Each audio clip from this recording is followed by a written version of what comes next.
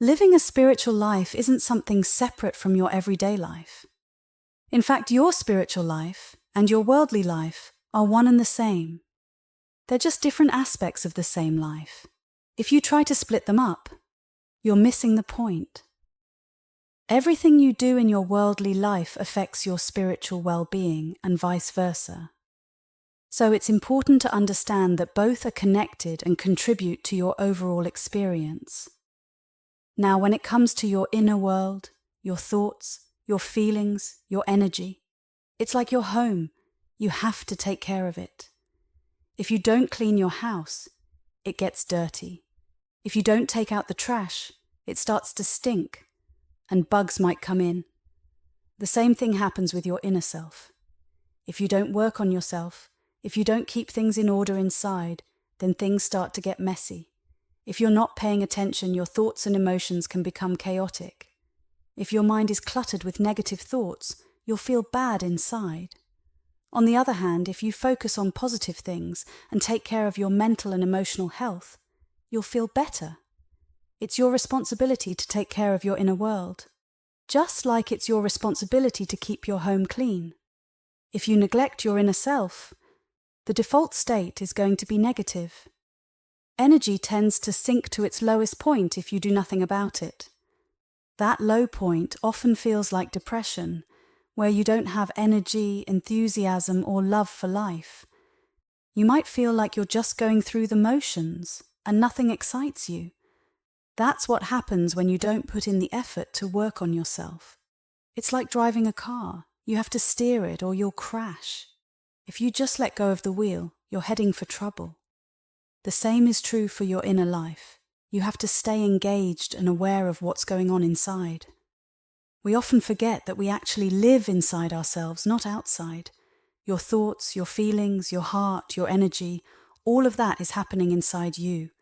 If you ignore it, it can turn into a mess. But here's the thing, most people don't even realize that their inner world is messy because they've gotten so used to it. They think being moody, anxious, and unhappy is just how life is. They don't know it could be different, so they accept it. They're constantly uncomfortable inside, and that discomfort drives them to react in all sorts of ways.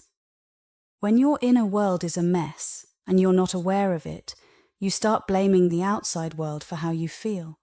You might think, if only this or that were different, I'd be happy. But the truth is, no matter what changes on the outside, you'll still feel bad inside unless you work on yourself. Things will happen. People will say hurtful things, loved ones might leave, you'll age, and your appearance will change. Life will bring challenges that disturb your inner peace. But if you've taken care of your inner world, those disturbances won't shake you as much. You'll be able to handle them without falling apart inside. Sometimes things happen in the world around you that make you feel good inside, but those moments are rare. More often than not, the outside world tends to disturb you, causing discomfort, fear, and unease. You might think, if only I get this or that, I'll feel better. But the truth is, those fleeting moments when you feel completely at peace, when everything feels perfect, are few and far between. You can probably count those moments on one hand. In contrast, the things that bother you seem endless, like the stars in the sky. It feels like you're always getting upset or disturbed by something. The reason for this is that your inner world is already disturbed. When things happen outside, they stir up the unrest that's already inside you. We all have different things that upset us because we all have different internal issues. So what ends up happening is that a typical life, one that you probably don't want, looks like this. You're not okay inside. You're constantly uncomfortable, never truly at ease. Over time, you start to notice that certain things in the outside world can make you feel a little better, while other things make you feel worse. So you take on this task of trying to control the world around you. You start trying to shape your environment so that, more often than not, things make you feel good inside and less often they upset you. But if you're honest with yourself, you'll realize that this is what most people's lives are all about. They're constantly trying to figure out what they want and don't want from the outside world, and then they spend their lives trying to make it happen. This often leads to conflict with reality, with other people, with situations, and with the way things unfold in life. You end up fighting to make the world match what you want it to be, and that's exhausting. It's nearly impossible to make everyone behave the way you want or to ensure that every situation goes exactly how you'd like. And because it's so easy to get disturbed, this approach to life doesn't really work. As a result, you end up feeling frustrated, tense, and anxious. This is how most people live, constantly battling the outside world to try and find some peace inside. It's a never-ending struggle, a worldly life where your energy is spent trying to change everything outside, just so you can feel okay within. But there is another way to live. It's so simple that it's almost hard to believe, and yet very few people actually do it. The alternative is this. Recognize that you live inside yourself. Your inner world is your true home, and it's your responsibility to keep it in order. Instead of looking for someone else to fix things for you, or a job that's so exciting it distracts you from your inner turmoil, you should focus on cleaning up what's wrong inside you. If you're sensitive, scared, insecure, or carrying around issues that you don't like to talk about, issues that cause you pain, you need to deal with them. You need to clean up the mess inside. This is your home, and you don't want to spend the rest of your life holding on to garbage inside you. Don't waste your life trying to build an outside world that either distracts you from your inner problems or fits the broken parts of you. Instead, work on healing and straightening things out within yourself. Imagine someone who talks to you exactly the way you need to be talked to. They give you space when you need it, and they express love and closeness just when you need it the most. This kind of behavior might make you feel more at ease inside because of how they are acting on the outside. But have you ever met someone who could always get this right? You can't control or manipulate people to behave a certain way and then expect them to love you or that everything will work out perfectly. That approach never works. What does work is sitting down with yourself and admitting, I'm a bit of a mess. I'm sensitive and I have specific needs that have to be met for me to feel okay. If things don't go exactly the way I want them to, I start to feel uncomfortable inside. But I don't want to live like this. You have to say to yourself, I want to be okay inside from the start. I want to feel love, passion, creativity, and inspiration within me so that I can share these feelings with others. I want to contribute something positive to the world around me, instead of always trying to take something because I'm not feeling okay. I'm telling you, if you grow and develop on this path, you will eventually realize that these so-called needs are not natural. We often think we have social or psychological needs, but in reality, these are just signs that we are disturbed inside. Think of it like being sick. When your body is really sick, you need a doctor. But if your body is healthy, you don't need a doctor, right? The same goes for your mind. If your mind is healthy and you are okay inside, you don't have these constant needs. This doesn't mean you won't have relationships or go to work. It just means you won't be driven by need.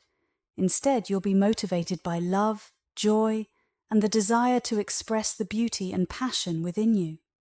When you reach this point, life becomes beautiful for both you and those around you because you no longer have to manipulate, control, or complain about others. The entire spiritual path, and I'm not even talking about any specific techniques, is about waking up and realizing that you have a mess inside. And instead of expecting the world to unfold in a way that makes your internal mess more tolerable, you start working on cleaning up that mess. Think about it. If the driver in front of you doesn't drive at the speed you want, you might get upset. This is what we call road rage. If the traffic light changes when you're in a rush, or if it rains when you want to go camping, you might feel frustrated. If someone talks to another person for too long and you feel jealous, it's a sign that something isn't right inside you. It's like everything in your life is based on the idea that you're not okay inside. So you expect everyone else to get their act together or else you'll be unhappy. But there is a better way. I promise you, there is a way to be okay inside. Just because your inner world has been a mess doesn't mean it has to stay that way. Just like your house doesn't have to stay a mess if you choose to clean it up. Imagine your home is filled with pizza boxes scattered everywhere and bugs are crawling around. It doesn't have to stay like that. The moment you decide you've had enough and you don't want to live in that mess anymore, you start doing the work to clean it up. And once you've cleaned it, it's as if the mess was never there in the first place. Now this same principle applies to what's going on inside you. So, let's talk about what it takes to clean up your inner world and why you might not have done it yet. The basic idea is this. You've got things stored inside you that bother you. Old memories, past experiences, emotions that you haven't dealt with. You know they're there because every time something uncomfortable happens, you feel uneasy and you wish it wasn't happening. But here's the thing. When you dig deep enough, especially through practices like meditation, you realize that you don't want these uncomfortable feelings to get too close to you. It's almost like a natural reaction. You want to avoid things that make you uncomfortable, so you keep them at a distance. Now, just like you avoid things on the outside that make you uncomfortable, you do the same on the inside. When an uncomfortable feeling or memory comes up, you try to push it away. You don't want it to come too close or get in your face. But when something pleasant happens, a loving moment, a beautiful sunset, something that makes you feel good, you're wide open. You want that feeling to come in as deep as possible, to touch every part of you. This shows you what's happening inside. When something uncomfortable comes up, you push it away, trying to keep it at a distance. But when something feels really good, you try to hold on to it and let it fill you up. That might sound nice, but here's the catch. When you push something away that's already happened, where do you think it goes? Does it just disappear as if it never happened? No, it doesn't. It stays inside you. You end up storing these uncomfortable experiences within yourself. So now, this thing that was already painful when it happened, maybe someone yelled at you, you lost your job, your house burned down, or someone you loved passed away. It stays with you.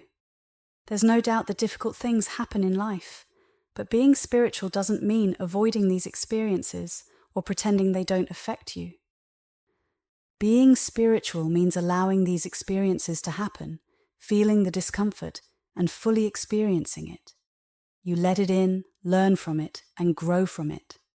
For example, someday someone you love will pass away. Your parents will die. Something significant will happen, and it will be painful. But once it happens, it's done. There's no point in wishing it hadn't happened. That's just living in a fantasy. It happened. So the real question is, what are you going to do with it? How will you handle it and move forward? When something painful happens, like losing someone you love, many people have a hard time accepting it. They might think, no, this can't be right. I wasn't ready for this. I wanted more time with my mum or something similar. This reaction is called denial. It's not just about refusing to believe it on a mental level, but also on a deeper spiritual level. You're trying to deny the reality of what actually took place because it makes you uncomfortable. But here's the truth. You can't change the fact that it happened, and you can't ignore the discomfort that comes with it. So what are you left with? Only one real choice: to accept it. You have to honor what happened and acknowledge its right to be.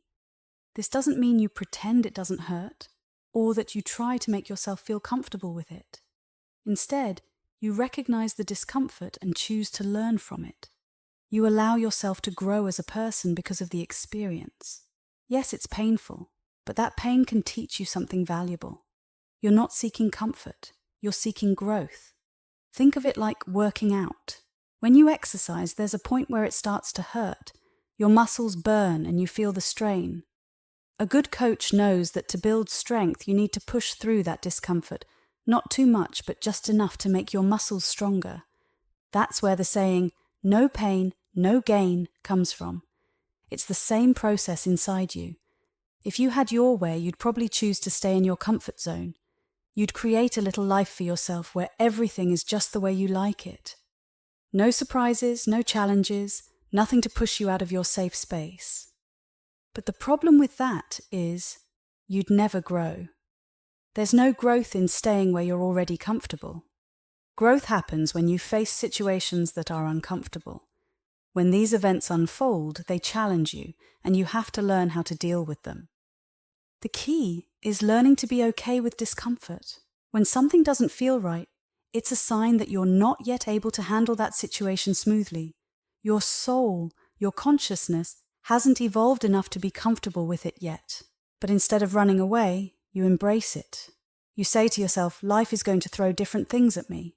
Some will be easy, some will be hard, and that's okay. I respect that. I respect reality, and I respect the lessons I can learn from these experiences. So, what do you do when something uncomfortable happens? You don't have the option to undo it. If something has already taken place, there's no way to reverse it. The event has happened outside of you, and you experienced it through your senses. Once it's happened, that's it. You can't go back and change it. Now, the event is here and it's making you uncomfortable. That's part of life. You might try to make it more comfortable, like pretending it's not a big deal. But deep down, you know that doesn't really work. Instead, you honor the experience. For example, if your mother passes away, you might feel deep pain because you were very close to her. That pain, as hard as it is also a reflection of the love you had for her. In a way, that pain is beautiful because it shows how much she meant to you. You wouldn't feel that way for someone you didn't care about. So, you accept the pain as a part of your love, a part of your growth, and a part of your journey. When you feel pain from losing someone you love, that pain is really a form of love. It's how your heart expresses the deep connection you had with that person.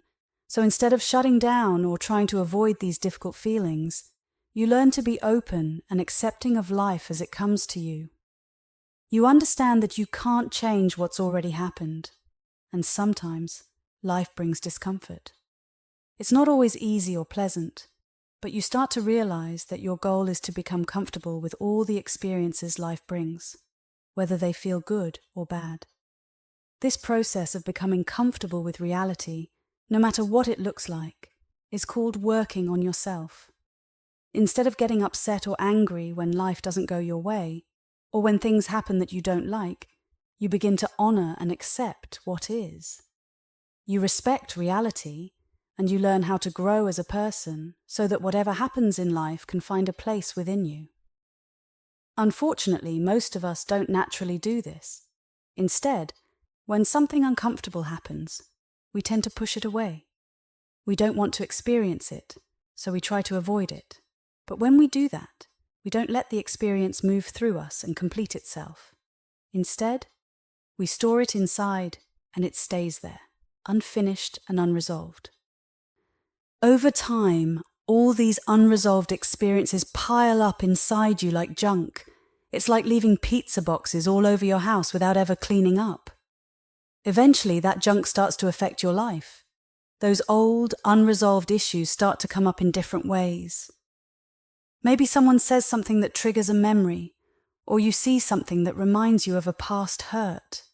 Suddenly, you feel weird or uncomfortable and you might not even know why. As this pile of unresolved stuff grows inside you, it begins to shape how you live your life. You might start avoiding certain people or situations because they remind you of past pain.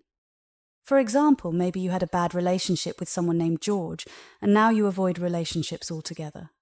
Or you had trouble with one person, and now you avoid people who remind you of them.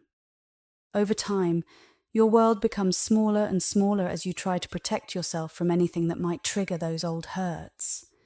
Eventually, you might find yourself saying, "I just don't like men," or "I can't stand being around people like that." You've filled up your life with so much unresolved stuff that there's no more room for new experiences that don't hit those old triggers. Do you see how this can make your life miserable? If your inside is so messed up, you can't enjoy life because you're constantly trying to control everything around you. to avoid hitting your unresolved issues. So what's the solution? You have to make a choice. I don't want to carry this junk inside me anymore. What junk? All of it. I don't want any of it inside me. I want to be open and receptive to life without all this old stuff holding me back. By deciding to let go of all that old unresolved junk, you make space inside yourself for a new, freer way of living. You start to clean up the mess inside, and as you do, you find that life becomes much more enjoyable. You're no longer stuck reacting to old pain. Instead, you're open to whatever life brings, and you can handle it with peace and acceptance. I want to be able to deal with whatever life throws at me in the present moment, and not let it linger. I have a rule I try to stick to, even though it's not always easy. My rule is simple. If something isn't happening around me anymore, then it shouldn't be happening inside me either. I give myself the space to let things go. If something disturbing happens outside of me, I acknowledge that it's tough, but when it's over, I refuse to let it continue bothering me on the inside. If I don't let it go, it will never go away. Imagine someone is yelling at you. In that moment, it's uncomfortable, and you feel disturbed. But once they stop yelling and walk away, I don't want to carry that disturbance inside me. If I do, it will just stay with me, leaving scars that never heal. So I make sure that if the event is over on the outside, it's over on the inside too. I let the energy of the experience pass through me, allowing it to finish its course so I don't carry that baggage with me. This approach is at the heart of spirituality, yoga, and any practice aimed at personal growth. The most important thing you can do is let go of the stuff that weighs you down inside. This means deciding, I don't want to carry this emotional baggage anymore. It doesn't matter what it takes or what it costs. You can't put a price on the peace that comes from letting go. People often spend money on things like new cars, boats, or vacations because they're trying to escape from the stress and turmoil inside themselves. They want a break from the junk that keeps coming up in their minds. They buy bigger houses because they feel insecure, thinking that having more will make them feel better. But the truth is, you'd be much better off investing in your inner peace, in getting rid of the stuff that's bothering you inside. If you're going to go through pain or discomfort, make sure it's worth it. The best reward you can get is having less emotional clutter. Imagine waking up in the morning without a single worry or negative thought. You'd feel like a kid on Christmas morning, excited to see what the day brings, without any expectations, opinions, or preferences weighing you down. You'd be thrilled just to experience whatever life has in store, and you'd approach the day with a sense of wonder and joy. And if challenges come your way, treat them like a game. Think about chess champions. They put themselves in tough situations on purpose because it pushes them to think harder and become better. Mountain climbers face enormous challenges, but they do it because it brings out the best in them. That's why people compete, climb mountains, and push themselves to their limits. It helps them grow. So why not let the everyday challenges in your life be like your mountain to climb or your chess game to play? When something tough comes up, see it as an opportunity to grow. It's better to be challenged than to feel bored or stuck in a rut. Eventually you'll realize, I've made a mess inside myself, and it's time to clean it up so I can enjoy the rest of my life. This doesn't mean you only enjoy life when things go your way. It means you learn to enjoy life as it is, in each moment that unfolds before you. Whether it's challenging or exciting, you embrace it without needing to dream about how things should be. You find joy in the present, knowing that life itself is enough. People often make a big deal out of dreams, thinking they're something deeply spiritual. But when I talk about dreams, I'm referring to those inner dreams we have, the ones where we think, someday my ship will come in. What we're really saying is, I'm not okay now, but maybe one day I will be. But why wait for that day? Why not choose to be okay right now, exactly where you are? The Buddha taught us to bloom where you are, which means you have the power to make every moment of your life beautiful if you find beauty within yourself. On the other hand, If you're troubled inside, you can turn even the most wonderful moments into a mess. You can get tense, anxious, scared, or insecure. It's almost like you're an expert at it, right? But here's the thing. The root of this problem is the emotional baggage you're carrying inside. This baggage, these unresolved issues, are what you don't want inside of you. That's the most important technique to learn. I don't want that stuff inside of me. Let me give you an example, though it might sound extreme. Imagine a 50-gallon oil drum filled with roaches and snakes. Now, if you had to choose between having those creatures inside of you or being thrown into that drum, you should pick the drum. Why? Because as terrifying as it sounds, at least the drum is outside of you. But when you're filled with unresolved emotions, negative thoughts and scars from the past, it's like living with a maniac inside you, a maniac who's never happy, who's always upset about something. And that's no way to live. So you make a powerful personal commitment. This commitment is not about anyone else, not your spouse, partner, children, or friends. It's about you and your life. You've been given the time between your birth and your death as a gift. You don't know where you came from or where you're going.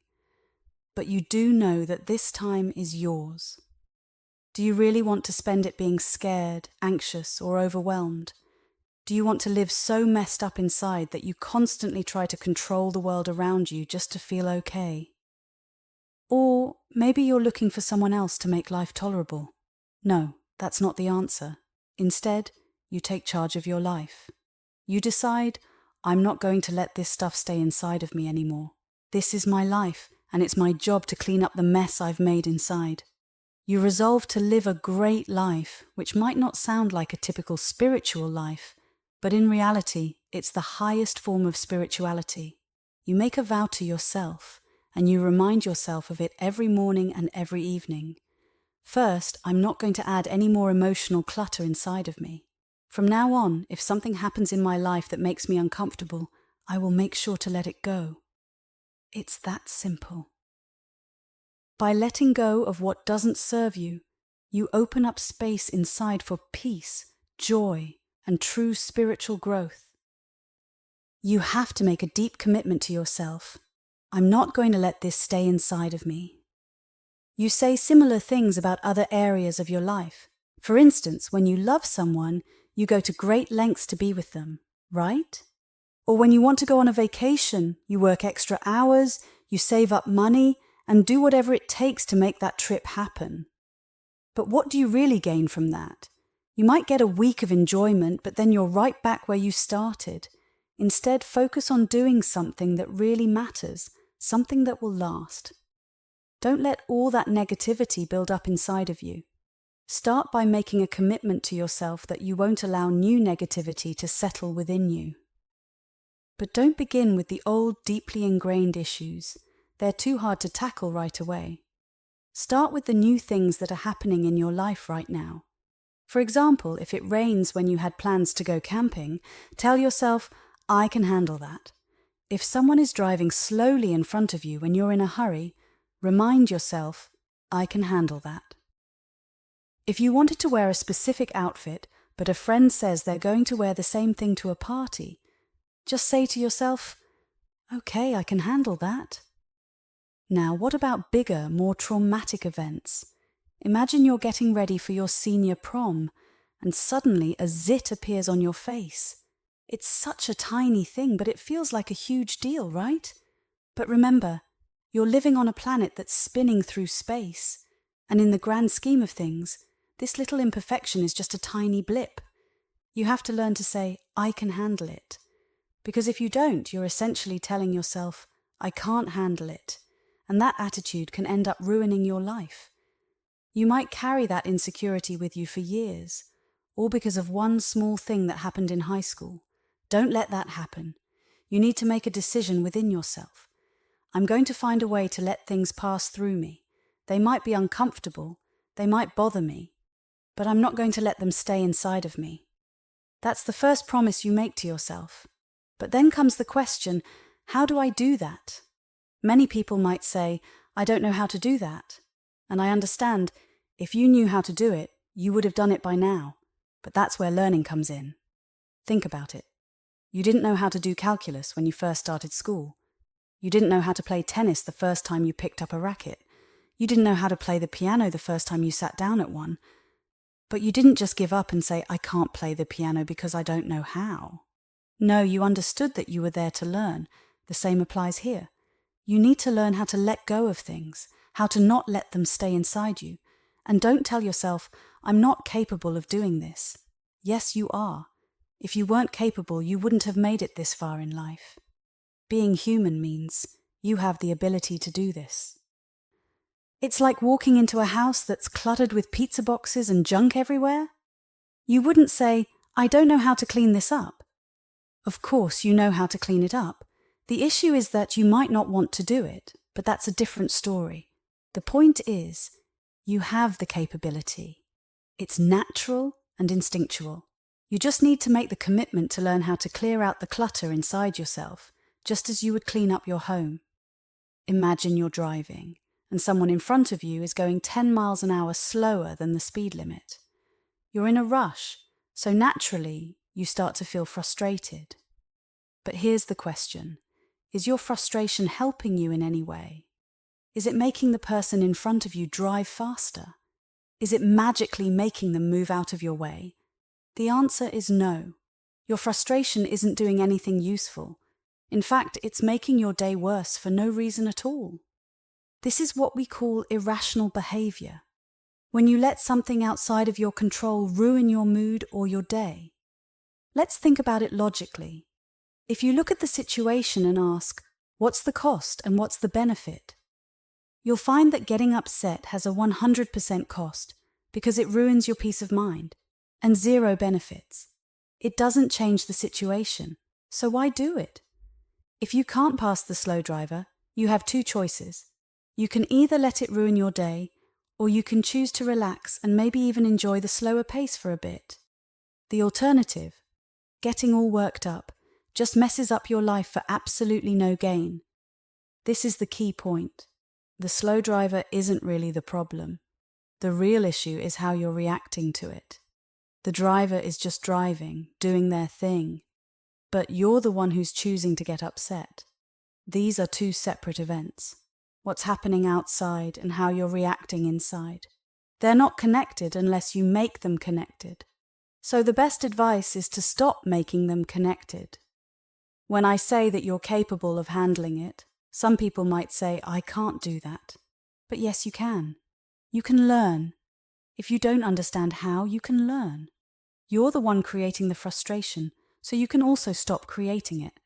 It's like if I told you not to touch a hot stove, you can do that, right? You're capable of not putting your hand on the stove because it's within your control. The same goes for your reaction to the slow driver. You might feel the urge to get upset, but you can also choose not to act on that urge. The truth is, the person driving in front of you isn't disturbing you. It's just someone driving slower than you'd like.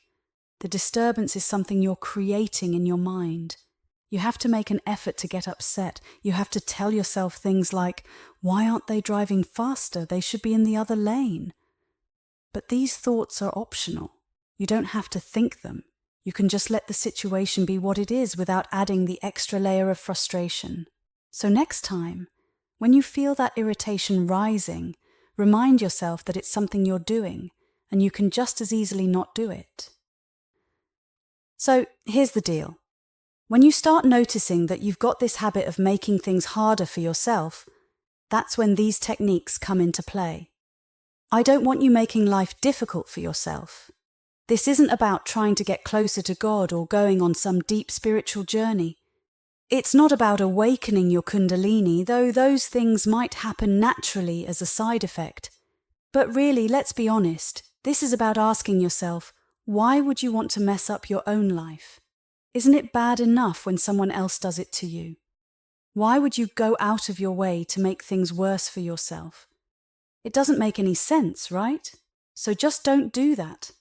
Now, there are some techniques you can use to stop yourself from getting into these negative habits.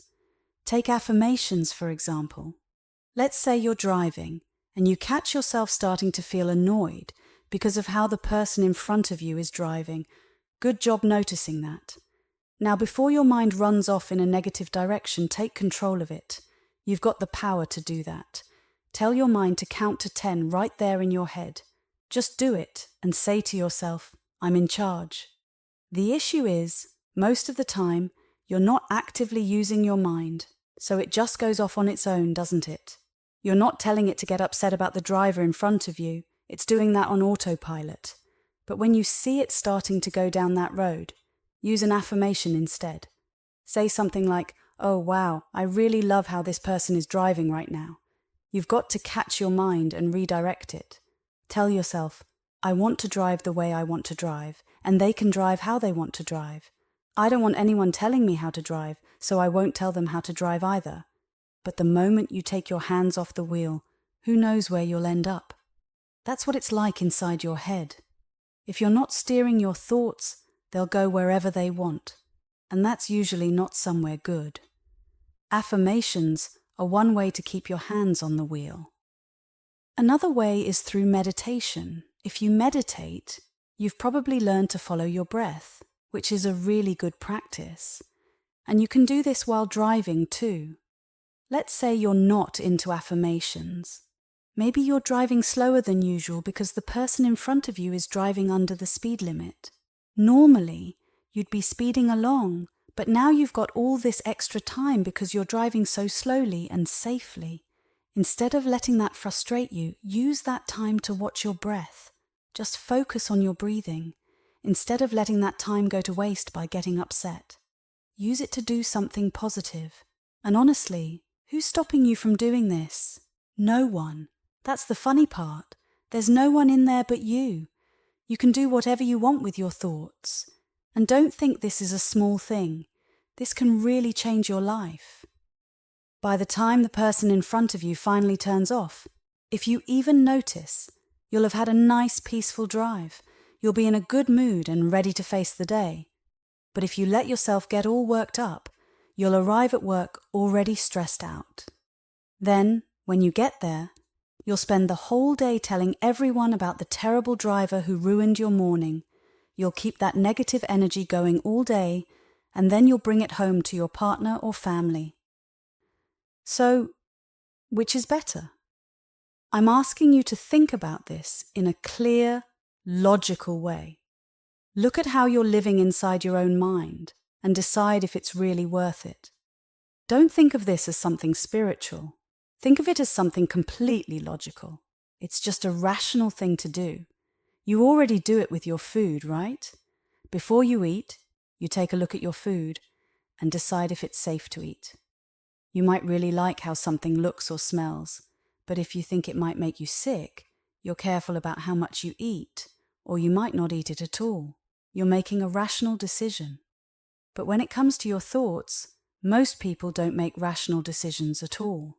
Seriously, 99.9% of people on this planet don't think rationally about their thoughts. They just let their thoughts run wild without questioning them. For example, someone might think, I like this person, and just go with it without ever asking themselves, why do I like them? Where did that thought even come from?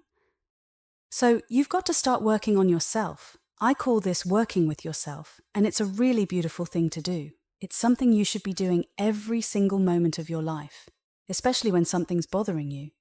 It's not just about the big problems in life. It's the little things that really get to us. It could be something as small as a mosquito buzzing around. Or maybe it's too hot outside. Or it's raining when you didn't want it to rain. All these little things can disturb you if you let them. So instead of letting them control you, you need to start training yourself to be happier, more positive, and better able to handle whatever life throws at you. Here's the truth. If you let these things pass through you, they will pass through you. I say this all the time and I really mean it. There's nothing inside of you that's super glued in place. If something's stuck inside of you, it's because you're holding on to it. Listen carefully. There's nothing inside you that's meant to stay stuck. It's all just energy. Pure energy. So when something happens, it's supposed to come in, you experience it, you learn from it, and then it passes right through you. It doesn't stay stuck. No matter how bad or disturbing something is, it won't stay inside you if you don't hold on to it. Stuff is going to happen in life. That's just how it is. But you don't need to stand in front of it, trying to stop it, control it, or even make sense of it. You just let it go. Let it blow across you like the wind, and before you know it, you might even find it exciting. Life can be fun if you let it be. That's the second technique I want to share with you.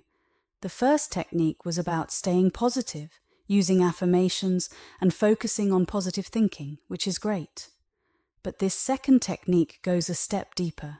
Just because your mind is saying something doesn't mean you have to listen to it. For example, your mind might start complaining while you're driving, saying, "Why is this person driving like that? I need to get there faster." But just because those thoughts are there doesn't mean you have to pay attention to them. Instead, you can focus on your breath.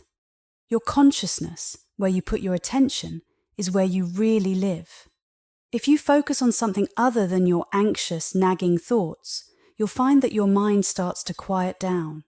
If you stop giving attention to those thoughts, they'll eventually fade away. As Yogananda said, an ignored guest quickly leaves.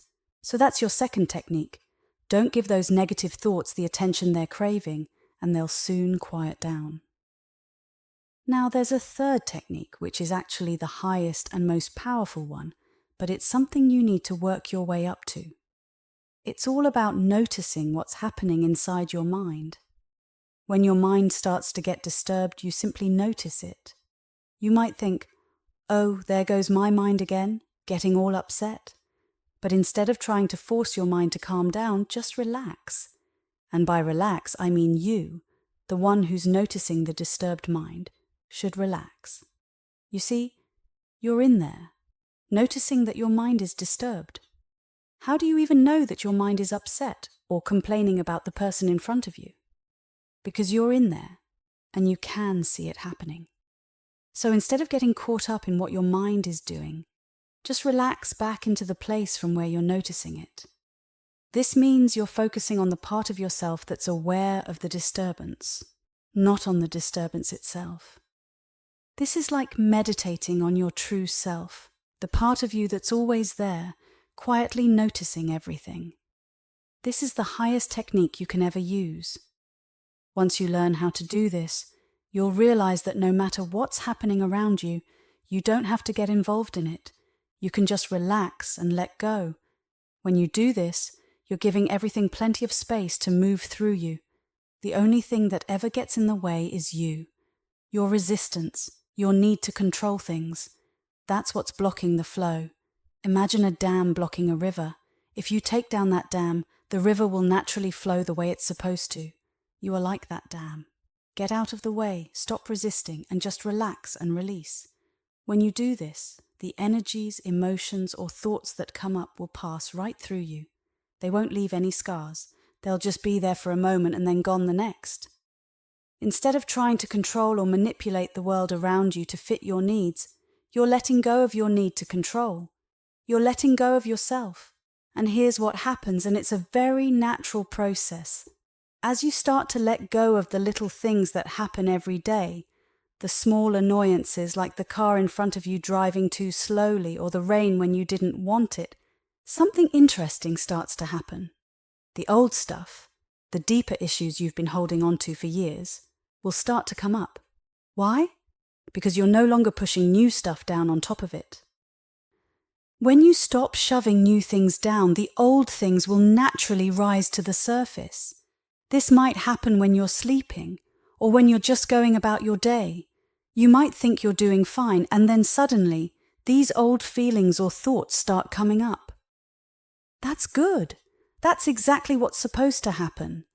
It's called purification. If that old stuff is buried inside you, it's either going to stay there and affect your life from the shadows, or you can choose to let it come up and release it. And believe me, you want it to come up so you can let it go now, instead of letting it control your life from beneath the surface. Now, I know that sounds a bit scary because you know there are things deep inside you that you'd rather never deal with again. That's exactly why they've been buried so deep. But here's the thing. By practicing with the everyday annoyances, like the slow driver or the unexpected rain, you're preparing yourself. These things might seem small or trivial, but they're actually really important. It's like when you're learning to play the piano. They don't start you off with a complex piece like Beethoven's compositions.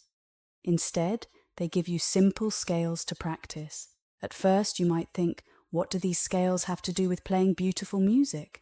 But they have everything to do with it. By practicing your scales, you're learning the basics, how to move your fingers, how to keep time, and how to get comfortable with the keys. It's exactly the same with letting go. When you learn to let go of the small stuff, like when someone doesn't say hello, or when someone doesn't act the way you want them to, or when the weather doesn't cooperate, you're practicing your scales.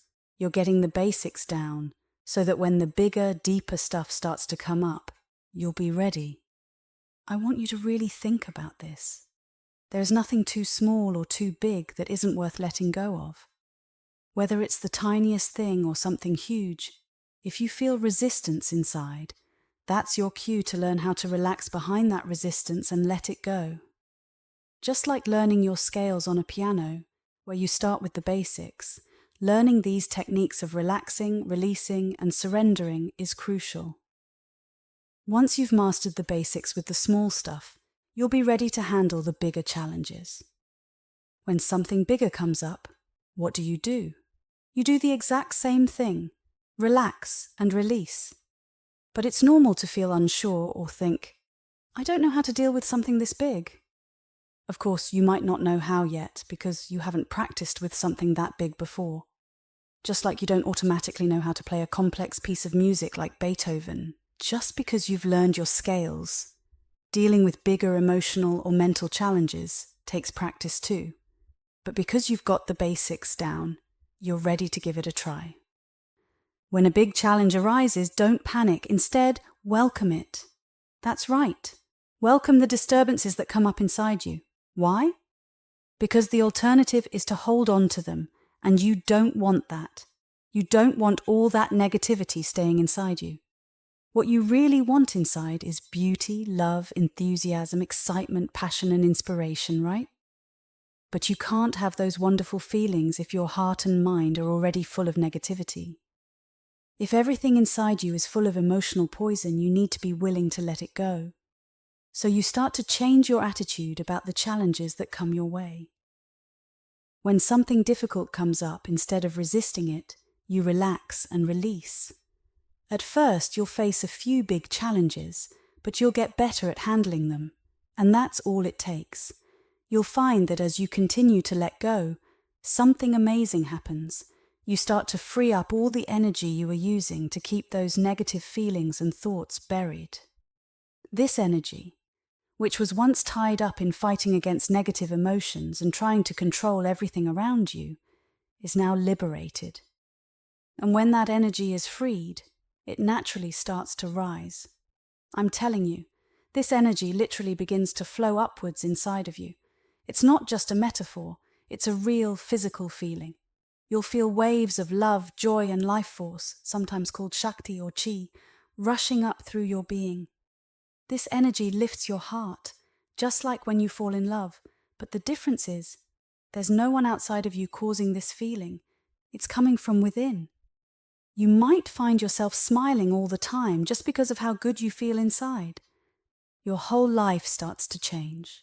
You'll notice that you become smarter, you remember things better, and you can even do more complex thinking. You'll feel inspired, and ideas will come to you more easily.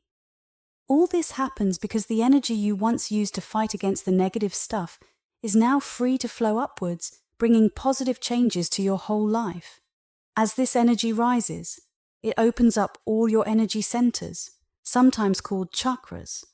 You might have heard about these in spiritual practices where people try to force them open, but when you let go of resistance, these energy centers open naturally. You will feel the energy flowing through them, and it will fill you with joy, love, and ecstasy. And the best part? This can happen while you're doing anything, working, walking, or just living your everyday life. In the end, your whole life transforms. The spirituality you might have tried so hard to achieve before just starts happening naturally. You feel more alive, more joyful, and more in love with life than ever before. All because you learned how to let go and allow the energy inside you to rise and fill you up. Just think about it for a moment. You can be feeling down, depressed, or even negative while you're working, right? We've all been there. But if you can be in a bad mood while you're doing your job, then why can't you also be in a good mood? Why can't work be something beautiful and positive instead of something that drags you down? This is what it really means to walk the spiritual path. If meditation helps you, and it really does, then meditate. If saying mantras helps you, and it does, then say those mantras. If thinking positively helps you, and it truly does, then focus on positive thoughts. Whatever technique works for you, whether it's yoga or something else, find what helps you deal with the stuff inside you. The important thing is that you understand you don't want all that negativity, pain, or old emotions stored up inside of you anymore. You don't want to keep holding on to that stuff and then spend the rest of your life trying to make up for it or cover it up. So, make a commitment to yourself every day to let go of a little bit of that baggage. Every morning when you wake up, before you start your practices, take a moment to remember what I'm telling you. Say to yourself, by the time I go to bed tonight, there's going to be less of this negativity inside me. I don't know how much less, but there will be less. I'm not going to add more to it. And if some of it comes up during the day, I'm going to let it go. And then, when you get ready to go to bed at night, don't stress about everything you did during the day. Don't go over every little detail and judge yourself. Instead, just sit there for a moment and ask yourself, did I let go of something today? Did I do my best to let some of that old stuff go? If the answer is yes, then sleep peacefully and get ready to do it all over again the next day. Every single day, make that effort. And after some time, come back and tell me what happens. Because I know people who meditate for 5, even 6 hours a day, and they've been doing it for years. But they don't experience the kind of growth that happens when you commit to letting go like this. You see, when you meditate, they say you're doing your practices, right? And that's why they're called practices. They're preparing you for the real work, which is letting go of your personal self, your ego, and all that stuff you've been holding on to. Remember what Christ said? You must die to be reborn. What that means is that you have to be willing to let go of the old parts of yourself, the parts that hold you back, so that you can rise up and connect with the beauty and love that's inside of you. So, you keep working with these techniques, whether it's meditation, mantra, positive thinking, or anything else that helps. You commit to letting go a little bit each day, and over time, you'll notice that you're not just practicing spirituality. You're living it. You're transforming yourself, letting go of what doesn't serve you, and making room for the joy, love, and positivity that's been waiting inside you all along. This audiobook inspired by Michael A. Singer. Thank you for listening.